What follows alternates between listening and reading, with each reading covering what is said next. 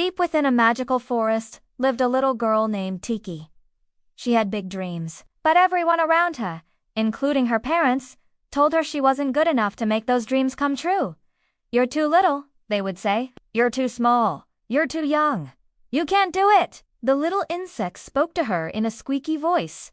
"Hello, kind child. I am the guardian of this forest." On the walls hung tapestries depicting scenes from fairy tales. She wore a flowing gown made of moonlight and stardust. Her eyes twinkled like distant stars.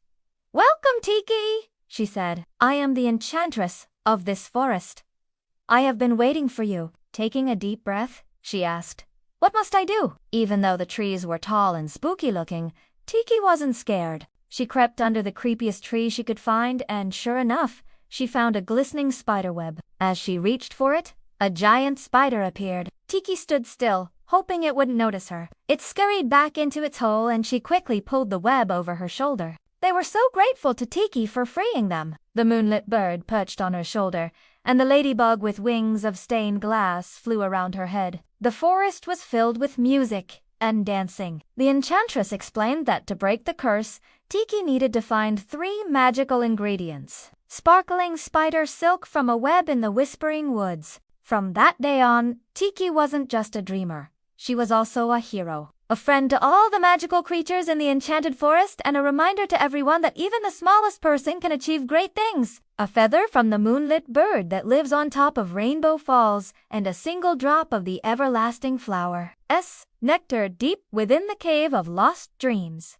There in the center, she saw the most beautiful flower she had ever seen. It was surrounded by thorny vines that no one could pass through. Remembering what the enchantress had told her about the flower's thorns, Tiki closed her eyes, made a wish, and picked one of the flowers. Just then, a giant hand reached for her, but luckily, she had brought the spider silk with her. She tied the vines together, making a swing, and flew away just as the hand grabbed the flower, pulling it out of the ground. A fire crackled merrily in the hearth, and next to it sat a regal-looking throne made out of candy. She had brewed a magic potion, and all they had to do was add the ingredients. Tiki poured in the spider silk, the feather, and the flower's nectar. The potion bubbled and fizzed, and when it was done, it glowed with a soft light. "Because you are the only one who has shown kindness to the magical creatures of this forest." The moonlit bird was very shy, but when Tiki offered her some berries, she calmed down and let Tiki pluck one of her feathers.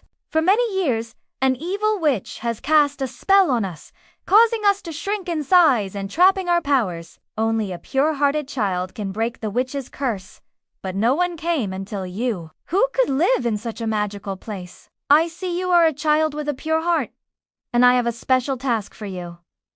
Before Tiki could ask any questions, the ladybug flew away, leaving behind a small golden key. But Tiki refused to believe them. One day, while playing hide-and-seek with her friends, Tiki stumbled upon a clearing she had never seen before. In the center was a sparkling pond, and surrounding it were the most beautiful flowers she had ever seen. Their petals were made of pure gold, and they smelled like sweet vanilla. At that moment, Tiki felt truly happy. Suddenly, a tiny ladybug landed on her finger. It had wings like stained glass, and as it flapped them, rainbows shimmered through the air.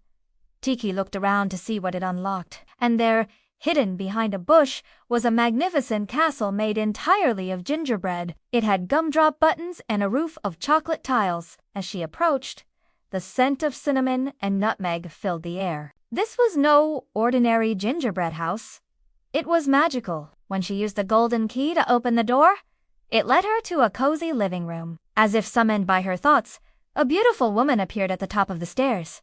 Tiki was stunned. "Waiting for me? But why?" The enchantress smiled. Tiki felt a surge of excitement. She might be small, but she was brave. With the key, the magical cloak, and the Ankyn's blessing, Tiki set off on her quest. First, she went to the Whispering Woods. Next, she journeyed to Rainbow Falls. At the top, she saw a magnificent bird with feathers that shimmered like opals. Finally, Tiki went to the Cave of Lost Dreams. Tiki raced back to the gingerbread castle, where the enchantress was waiting. The enchantress took a deep breath and drank it. Suddenly, she grew to her true size, and with her were all the other magical creatures of the forest. and in the center of it all was Tiki, the little girl who had the courage to follow her dreams.